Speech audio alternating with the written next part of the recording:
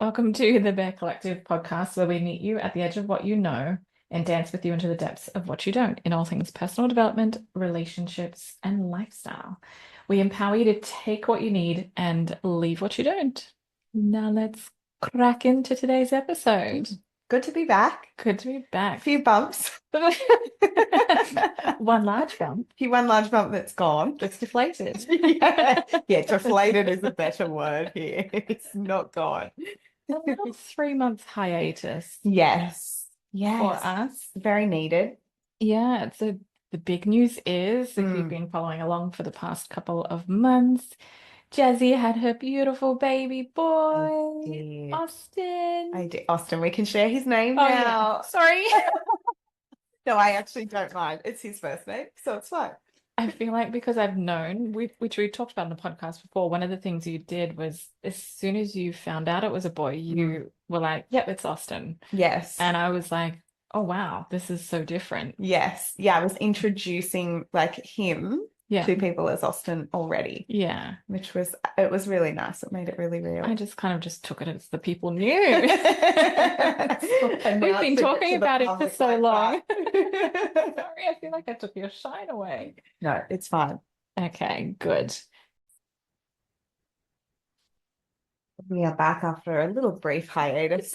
Welcome to motherhood, right? And running business. Yeah, gotta do it all and find ways to do it all. And the little one has a fever today, first one ever. So I'm learning to juggle that and handle that and do this and you're doing all the well. rest. Yeah, thanks. You're doing very well. She learns as she goes.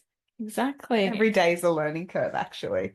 It is. I think in life in general, but especially like as a first-time mum. Yeah. And yeah, I mean, this is our first day back filming after we've had about a 3 months-ish break. I think 4 months. 4 months just to have a little bit of time before the birth and to settle into motherhood and hello sleep deprivation.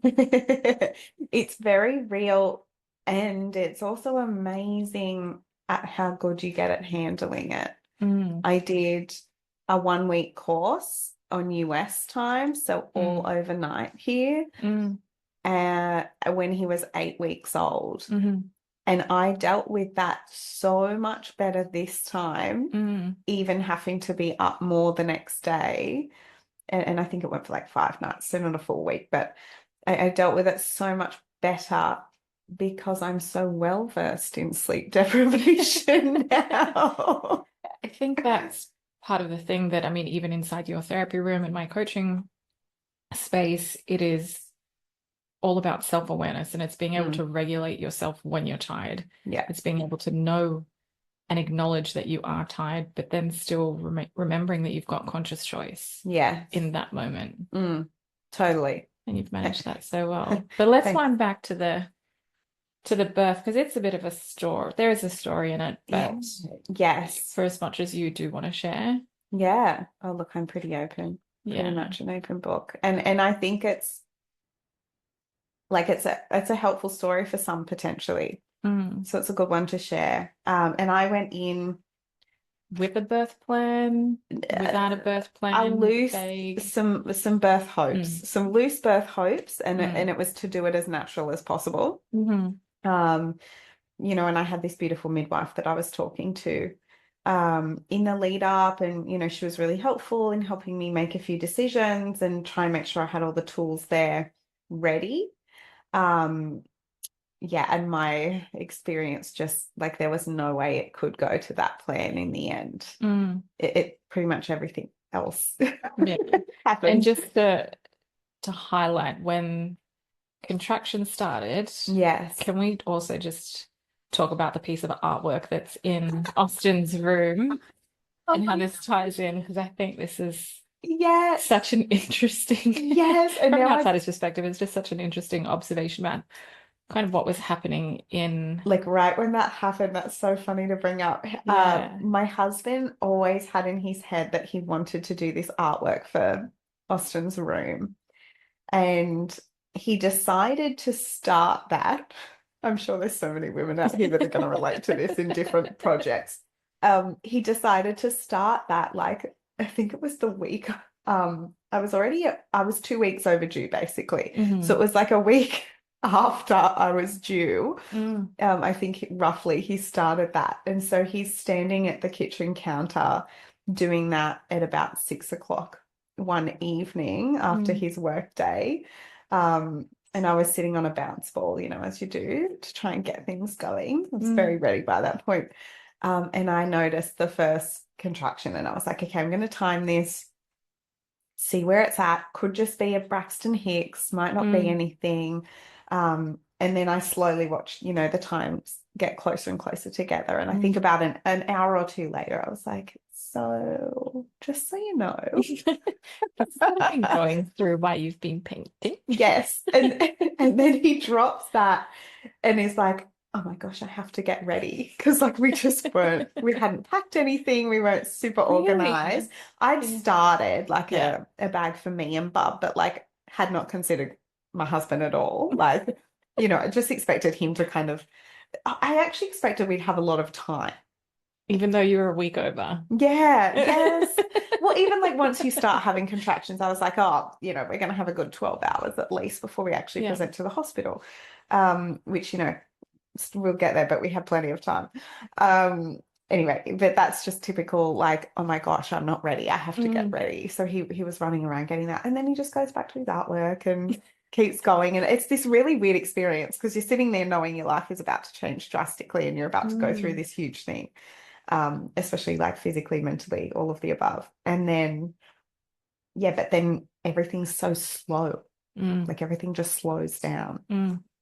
I think we put on the Taylor Swift concert on Disney Plus and just like, I started watching that and trying to like get in the zone and dance around and, get the oxytocin flowing. And then, just hours later and you're still there doing the same thing.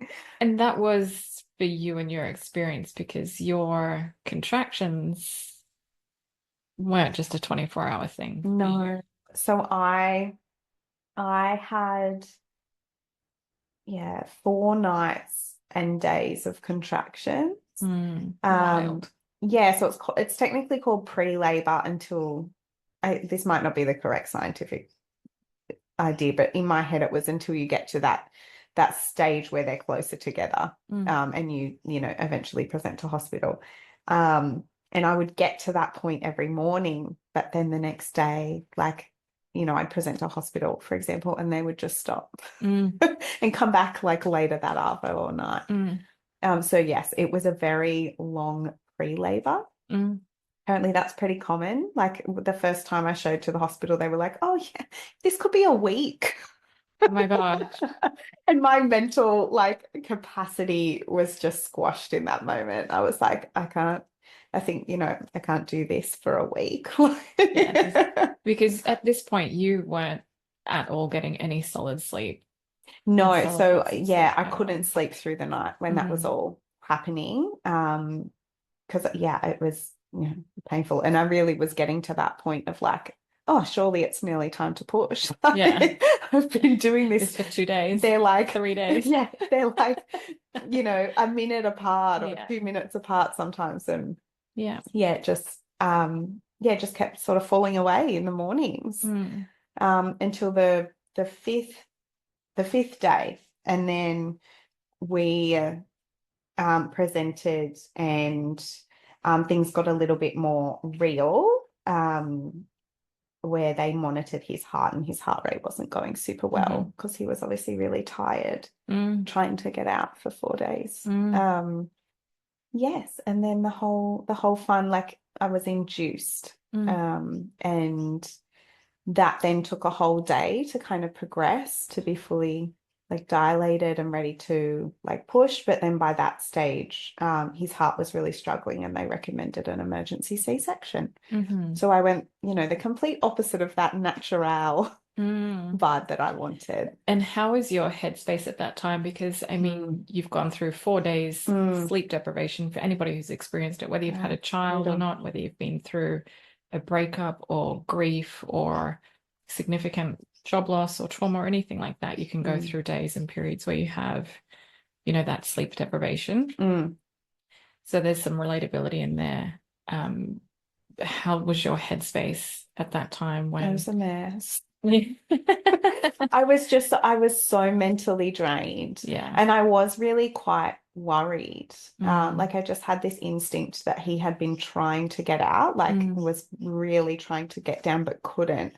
And it turns out he had been stuck. So, that was probably part of the 4 days. But yeah, I was just defeated. I think my husband was so lovely to take a photo of me, like just before we went into we were in surgery, sorry. So in surgery just before they, did the incision. And he takes this photo of me sitting on the table, like getting the spinal tap. And I look defeated. I just look so exhausted. And because I'd gotten all like as far as you can go. I was fully dilated. They were like, oh, if everything was going okay, you would be able to push. Yeah. But that's not what's the case for you. So yeah, and I think we've spoken about how that you've said that kind of mothering instinct kind of comes in, that you just snap into gear of wanting to protect your child already at that point, and you will, even if it's not to your plan, how you've got to like surrender to that in that moment, release those expectations that you can often have, and it's going with the flow, but consciously, like you're still making choices. Yeah, you have choice. Yeah, and it's up to you. And they really explained everything to me. I was really lucky in that way. And and in the end, I had the choice. I'm sure many people have to make, decisions in the moment in that zone. It's something that had helped me definitely, that I'd forgotten about, honestly, until just now, was we'd actually presented to the hospital like a couple of times, and each time I saw something happening to somebody else that I was like, oh, how would I cope if that was me? But like both things ended up happening to me. So it was really actually quite helpful in helping me go, okay, I've seen this happen before. I'd already kind of in my head said, oh, what would I do in that circumstance? And that really helped me make the choice. And I think that's really good, where just to acknowledge what you did there, because sometimes we're told, and we can go into spaces of just don't think about it and go with the flow, and then that can leave you really emotionally dysregulated unless you're a really solid human being. Yeah. You're really emotionally grounded. Human beings like control. They like to have some some sense of control over their own selves and their own, what experience that they're having.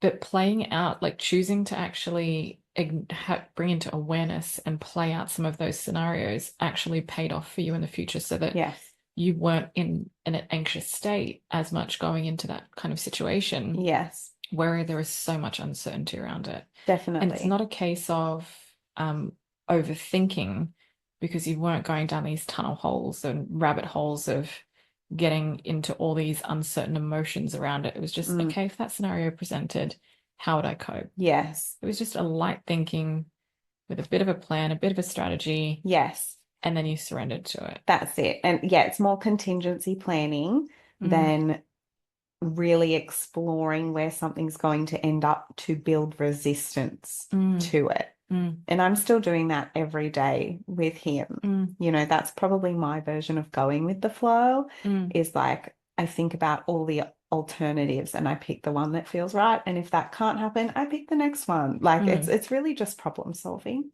Yeah. Having a growth mindset and being solutions focused is a very underrated skill that not all humans have. No. And it is very underdeveloped, especially in today's society. Something that we're both super passionate about is bringing those kinds of skills to people. Yes. So yes. Yeah, you definitely led with that and role modeled that. So yeah, I can thank my job for that skill. I might have had it before, but I've really honed it since. Absolutely. Working in the field, that's for sure. Absolutely. And Austin comes into the world, and that first moment of him going onto your chest, what was that like? I was so drugged up. My jaw was chattering, uncontrollably because they'd had to pump me with so many drugs, because they had tried an epidural with me twice and it hadn't worked throughout the day. And then so, they obviously thought that I was a bit drug resistant and pumped me up for the C-section. That by the time he was like out, he actually wasn't breathing. So they had to give him some oxygen. And then so he wasn't given to me straight away, which was probably the one really heartbreaking thing. That's something I really, really wanted. But yeah, when he was given to me, then I was just in this state and I was shaking so much that I didn't have him there for very long. And I said to the anaesthetist, like, I can't stop shaking, like he's got to get off me. Like I'm really stressed about, him picking up on that. And I mean, he was beautiful. Then he was like, I'll give you something for that. And then like, off Austin goes to my husband. But yeah, it was like the emotion was there, but I was also, I just the think protector and you came out then again in that moment. Yeah. And, it didn't take away from it for sure, but it was just really interesting to witness within myself. And I don't know about other women's experiences with C-sections, but I really found, and I've spoken to a couple of others who agree, that I didn't get that immediate rush that people talk about through a natural birth of like that love. Like I actually didn't get that in that moment. Like, you love them and they're there.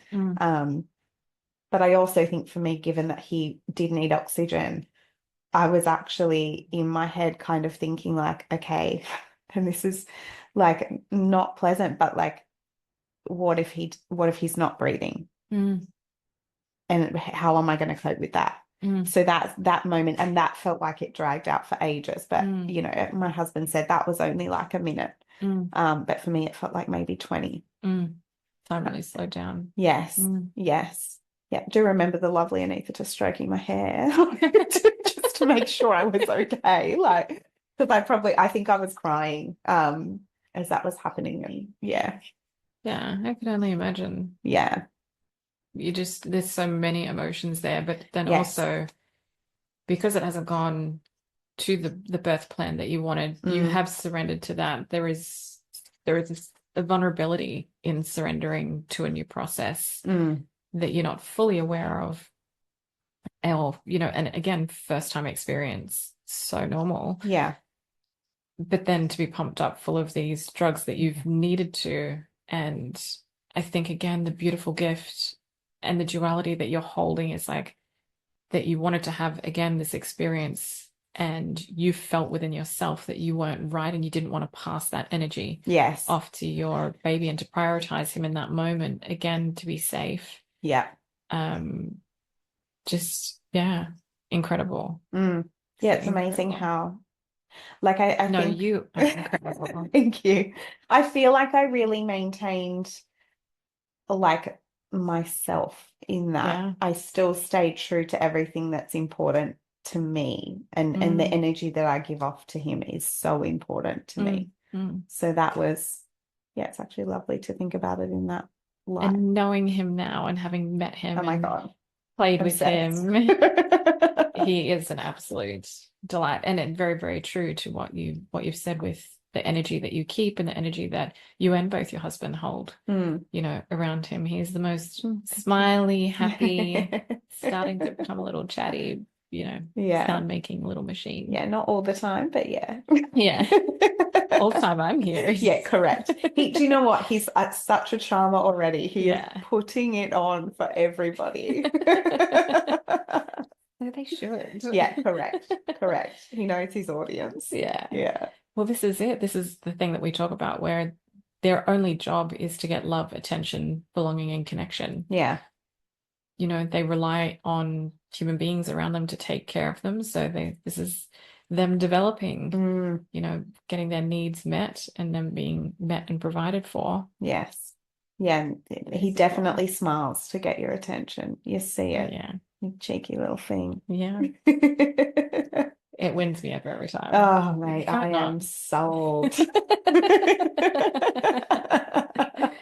is cute. We will pop a little video or a little picture of him up on our little gram at the Bear Collective _ 1 or 2 underscores. Can't remember. I think it's 1. I've never written having 2. a moment. It's been a while, team. It has.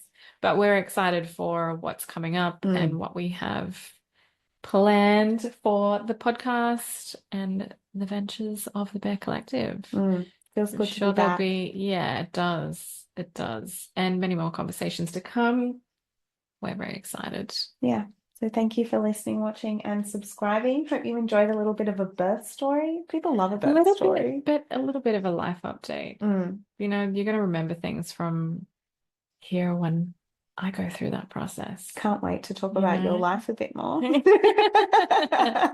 Oh, we're getting there. We're getting there. Get excited.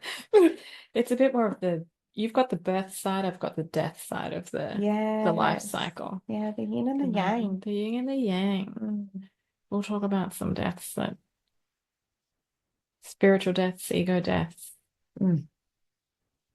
relationship deaths. Yes. Yeah. All those juicy things. Yeah. Still to come. Can't wait.